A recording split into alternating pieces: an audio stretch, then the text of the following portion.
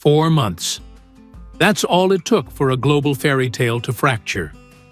4 months after marrying one of the most famous women in the world, Keith Urban, Grammy winner, chart-topping star, proof that dreams come true, walked back into rehab, shaking, exposed, and headline news.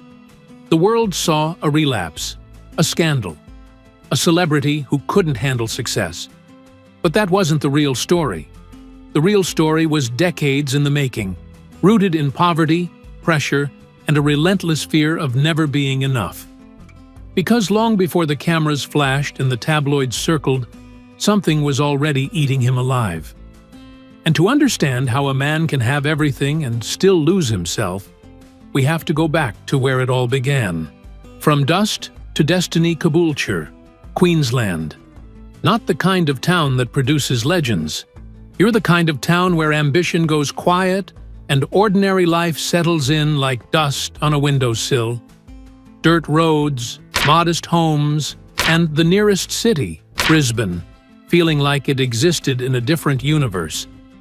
Keith grew up here knowing exactly what it felt like to want something the world around you couldn't give you. His father, Bob, worked brutal hours at the local convenience store, hands rough from stocking shelves and counting change, opening before dawn, locking up long after dark. His mother, Marianne, hunched over a sewing machine late into the night, turning fabric into income one stitch at a time. There was never extra money. There were never luxuries. But there was love, stubborn and fierce, filling in the gaps where comfort couldn't reach. And when Keith was 6 years old, his father did something that quietly changed everything. So Bob scraped together months of savings, walked into a music shop, and bought a second-hand acoustic guitar. It wasn't expensive, it wasn't beautiful, but he placed it in his son's small hands and said something Keith would carry for the rest of his life. "This is yours. Make something of it." Keith didn't just hold that guitar. He gripped it like it was the only thing keeping him from drowning. While other kids played football in the yard or rode bikes down dusty roads, Keith sat on the front porch, fingers bleeding against steel strings, learning chords by ear from whatever came through the radio. He played until his fingertips cracked open. He played until the neighbors complained. He played until the instrument became part of his body, inseparable, essential, the only thing that made sense. By 8, he was entering talent competitions across Queensland, school halls, county fairs, local festivals.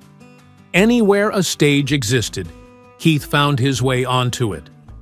His voice hadn't deepened yet, but his fingers moved with a precision that startled judges twice his age. He didn't always win, but he always remembered. Every ribbon, every polite round of applause, every moment under lights, however dim, became fuel for something burning inside him. At school, he was the quiet one, the kid who didn't fit into the rough world of Australian sports culture. Too thin, too focused, too different. Classmates talked about cricket scores and weekend plans. Keith talked about music. He had no language for anything else. Years later, he'd say it plainly. "I felt like an alien in my own town. The music was the only place I belonged." By his early teens, he was performing in pubs and clubs, venues thick with stale beer and cigarette smoke, places where grown men drank away their disappointments, and Keith sang those disappointments back to them. He was too young to drink, too young to drive himself home, but old enough to understand the power a song has to still a rowdy room. His father drove him to every gig, waited alone in parking lots, drove him home in silence. A silence filled with pride Bob rarely knew how to say out loud. But even as the talent became undeniable, a shadow was growing. The applause was never enough. The small-town stages felt like cages, and deep inside, a hunger was forming, relentless and raw. Not just for music, for escape, for validation, for proof that the boy from Caboolture could become something the town never imagined. That hunger would eventually drive him to greatness, but it would also nearly kill him. Success is a dangerous thing. By his late teens, Keith had conquered every stage Australia could offer. He'd won competitions, headlined clubs, recorded tracks that climbed the Australian country charts. To the people back home, he was already a star. But to Keith, Australia felt like a beautiful prison. One word haunted him like a prayer: Nashville. Music City. The place where legends were made, where every street corner hummed with possibility, where the Grand Ole Opry stage had held giants like Johnny Cash and Dolly Parton. If he could make it there, he believed he could prove something to himself that nothing else had been able to prove. In 1990, at 22, the Keith boarded a plane with a guitar, a suitcase, and a heart full of reckless hope. He landed believing Nashville would recognize his gift immediately. It did not. Nashville, he discovered with brutal speed, was filled with thousands just like him. Talented, hungry, desperate. Except they were American. They spoke the language. They understood the culture. Keith, with his thick Australian accent and unfamiliar references, was an outsider from the moment he stepped off the plane. He knocked on doors that never opened. He played showcases in cramped bars, where industry executives promised to stay in touch and never did. His demo tapes collected dust on desks or ended up in trash bins without a second listen. Months passed. Savings drained. The dream that had once felt inevitable began rotting into humiliation. Within a year, he was broke, defeated, and utterly invisible. He flew home to Australia with his head down, carrying not triumph but shame. Friends and family welcomed him with kind smiles, but Keith could see the pity behind their eyes. He had promised them Nashville. He had promised himself Nashville. And he had failed. Back in Australia, he threw himself into work, joined a band, recorded albums, toured relentlessly. By the early 90s, he was one of Australia's most successful country artists. Awards lined his shelves. Fans knew his name. But every accolade felt hollow. He was a big fish in a small pond, and the pond was suffocating him. In 1992, he went back. This time he didn't arrive wide-eyed. He arrived hardened. He washed dishes in restaurants, stocked shelves in warehouses, anything to keep the lights on while he clawed his way into the industry. Oh, he played dive bars for tips. He lived in cramped apartments with roommates who barely knew his name. He survived on ramen noodles and black coffee, every meal a reminder of how far he still had to climb. Record labels called his sound too rock for country, too country for rock. Producers told him to lose the Australian edge, to sound more American, to be someone he wasn't. Every slammed door was another scar. Years later, Keith would describe those Nashville years with chilling honesty. I was invisible again, just like I had been as a kid in Caboolture. Except this time, I was invisible in the one place I believed I belonged. But invisibility taught him something nothing else could: resilience. He would not leave Nashville a second time. He would make them hear him, or he would die trying. In 1997, after years of bleeding through rejection, the door finally cracked open. Capitol Records Nashville offered him a contract. His self-titled debut album dropped in 1999, and the response was seismic. Radio stations that had ignored him played him on repeat. The same executives who had dismissed his accent now called it unique, refreshing, authentic. Keith Urban was suddenly everywhere. Magazine covers, award shows, screaming fans. The boy from Caboolture, the man Nashville rejected twice, was being hailed as country music's next great hope. At 32, he had everything he'd ever dreamed of, and it was destroying him, because what the world never saw was the terror that gripped him every single day. The fear that it could vanish as fast as it arrived. The crushing pressure to deliver hit after hit, to tour endlessly, to smile through exhaustion, to be the star everyone now demanded. And to cope with that pressure, Keith turned to the only things that offered instant relief: alcohol and cocaine. At first it was casual, a drink before a show to calm the nerves, a line to stay sharp during late studio sessions. But addiction doesn't stay casual, it metastasizes. Within months he was drinking before noon, using cocaine between interviews, stumbling onto stages so impaired that band members had to cover for his mistakes. By 1998, less than a year after his breakthrough, his body was collapsing. His weight plummeted. His skin turned gray. During one tour stop, he passed out backstage, heart racing dangerously, body convulsing. In a sterile hospital room, with IV drips feeding fluids back into his dehydrated veins, Keith faced a truth he could no longer outrun. He was an addict, and if he didn't stop, he would be dead before the dream even had a chance to breathe. Fame was killing him and nobody knew. He entered rehab for the first time in late 1998, at the height of a breakthrough that was already slipping through his fingers. 30 days of treatment meant group therapy sessions where status meant nothing, where chart positions were irrelevant, and where the only sentence that mattered was, "I am powerless over this." When Keith Urban walked out, he was sober, but sobriety, he quickly learned, wasn't a finish line.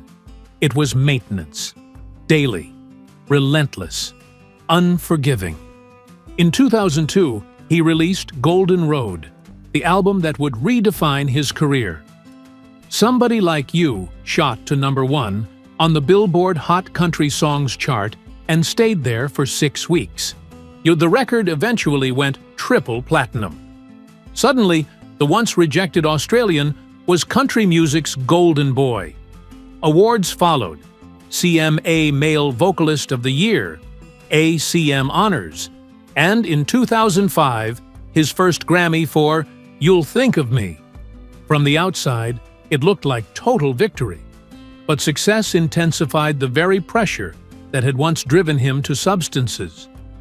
Urban later admitted that sobriety felt isolating. Award shows and industry parties, where champagne flowed and celebration was constant, became psychological minefields. He coped by working harder than ever. Back-to-back tours, studio sessions that stretched until sunrise. Motion became survival. If he kept moving, the cravings couldn't catch him.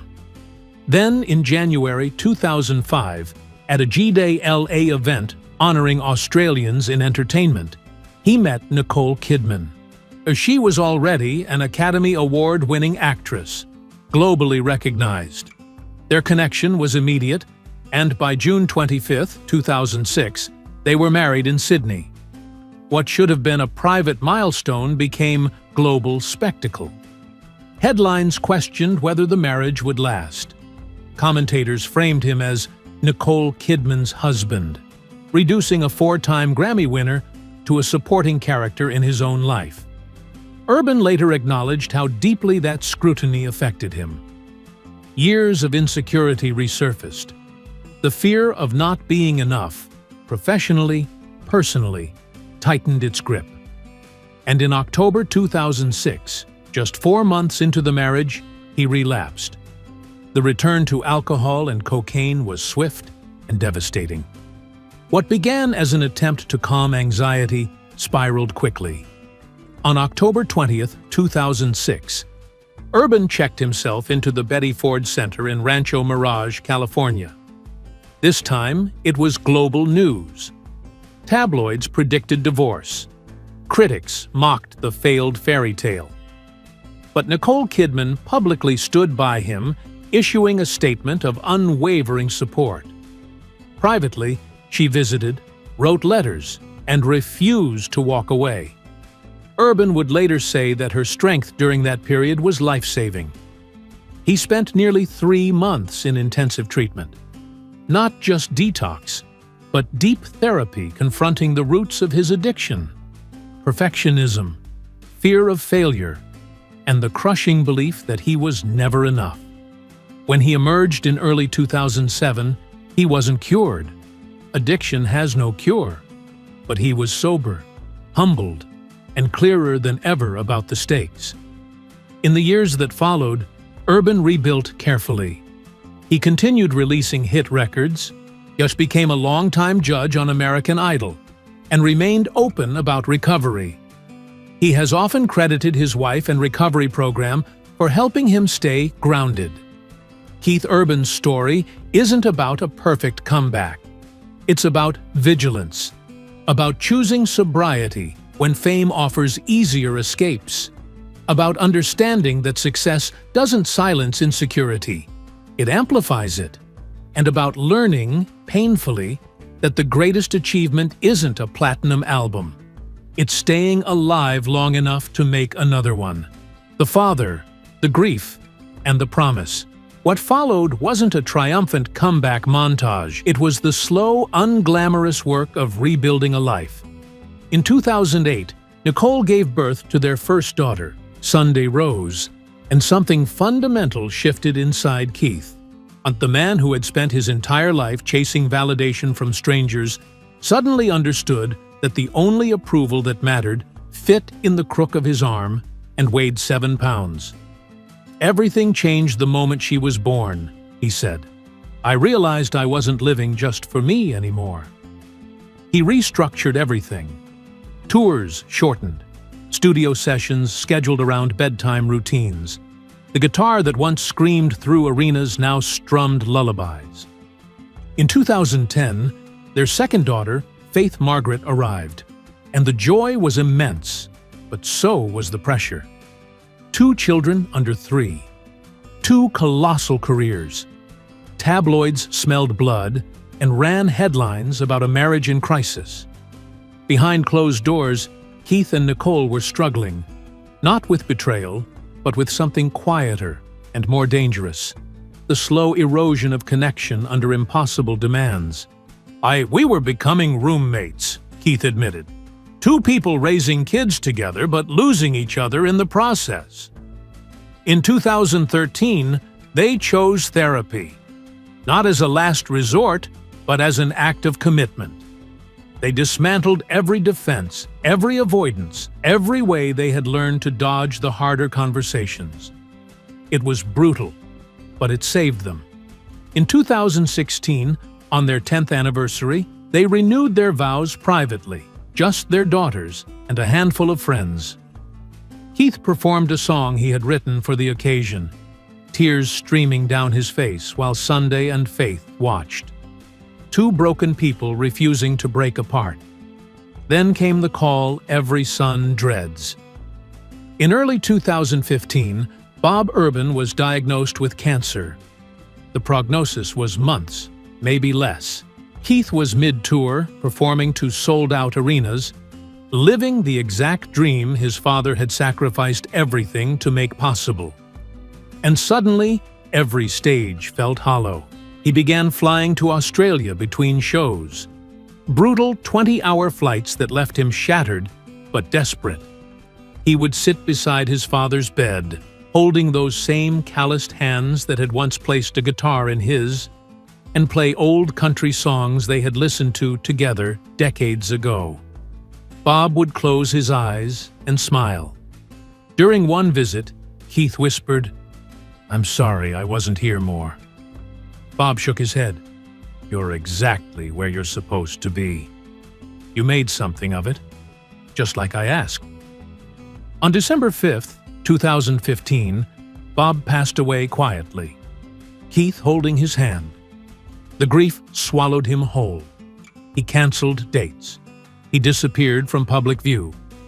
But his daughters, Too young to understand death, you saw only their father hurting and responded with the purest thing they had. They climbed into his lap. They brought him drawings. They sang off-key. And Keith realized with startling clarity that he was now the father Bob had been, the quiet believer, the provider of guitars, both literal and metaphorical. He installed a photo of Bob in his tour bus. Before every show, he touches it. A silent promise. "I'll keep making something of it, Dad."